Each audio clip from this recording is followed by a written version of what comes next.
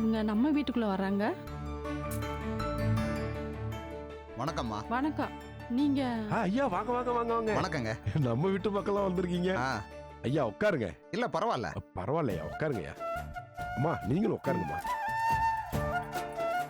ஏங்க யாருங்க இவங்க? என்ன தீவான இது? ஐயாவை போய் யாருன்னு கேக்குற? ஐயாவை தெரியல உனக்கு? எங்கேயோ பார்த்த மாதிரி இருக்கு, ஆனா யாரு நினைவுக்கு வரலங்க. என்ன தீவான நீ? இவர்தான் நம்ம ஊரு எம்எல்ஏ. எம்எல்ஏவா? ஆமா.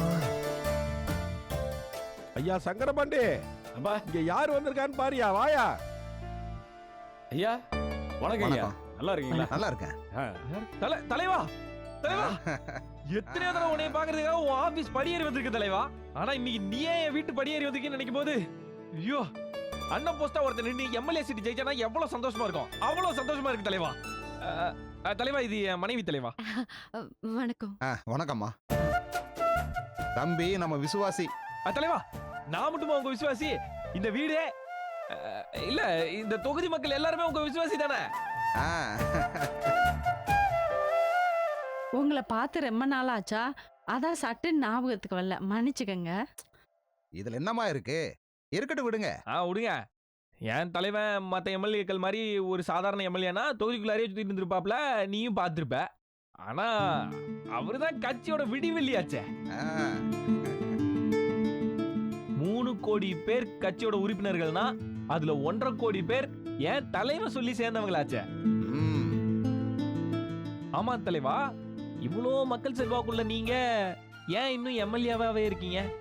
உள்ளாட்சித்துறை அமைச்சராவோ இல்ல சுற்றுலாத்துறை அமைச்சராவோ ஆக வேண்டியதானே? வரும் தம்பி, எல்லாத்துக்கும் ஒரு காலம் வரணும் இல்ல? பார்த்து தலைவா, அதுக்குள்ள இடைத்தேர்தல தான் வந்துட போகுது. ஏன்னா உங்க பாடி கண்டிஷன் வேற ரொம்ப மோசமாயிட்டு வருதுன்னு ஊருக்குள்ள பேசிக்கிறாங்க. டேய் சும்மா இருடா. நீ போய் காப்பி கொண்டு வா போ. சரிங்க. அதெல்லாம் ஒண்ணு வேணாமா. முதல்ல நாங்க எதுக்கு வந்திருக்கோன்ற விஷயத்த சொல்லிடுறோம். என்னங்க நீங்களே சொல்லுங்க. அது ஒண்ணு இல்லைங்க. ஒரு 2 நாளைக்கு முன்னாடி நம்ம கட்சி இளைஞரணி அமைப்பாளரோட தங்கச்சி நிச்சயதார்த்தத்துக்கு என் மனைவி போயிருந்தா. போன இடத்துல அங்க சாப்பாட்டை சாப்பிட்டு சும்மா அசந்து போயிட்டா.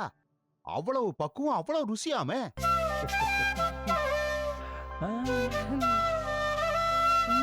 அப்புறம் நாங்க விசாரிச்சதுக்கு அப்புறம் தான் தெரிஞ்சது அந்த விசேஷ வீட்டுல சமையல் பண்ணது உங்க குடும்பம்னு. அன்னைக்கே உங்க எல்லாரையும் பார்த்து பாராட்டணும்னு நினைச்சாலாம். அதுக்குள்ள நீங்க எல்லாம் கிளம்பி போயிட்டீங்களா? சரி விடுங்க. இப்ப நாங்க எதுக்கு வந்திருக்கோங்கிற விஷயத்த சொல்றோம். எங்க பொண்ணுக்கு அடுத்த வெள்ளிக்கிழமை கல்யாணத்தை வச்சிருக்கோம்.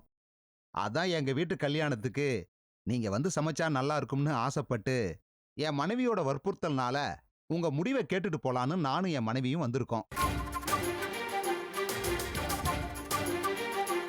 உங்க சாப்பாட்டு ருசி பிடிக்க போய் ஏற்கனவே புக் பண்ண சமையல்காரங்க எல்லாம் வேண்டான்னு சொல்லிட்டு வந்திருக்கோம். நீங்க வேற எதுவும் கல்யாண ஆர்டர்ல புக் ஆகலையே, ஃப்ரீயா தானே இருக்கீங்க?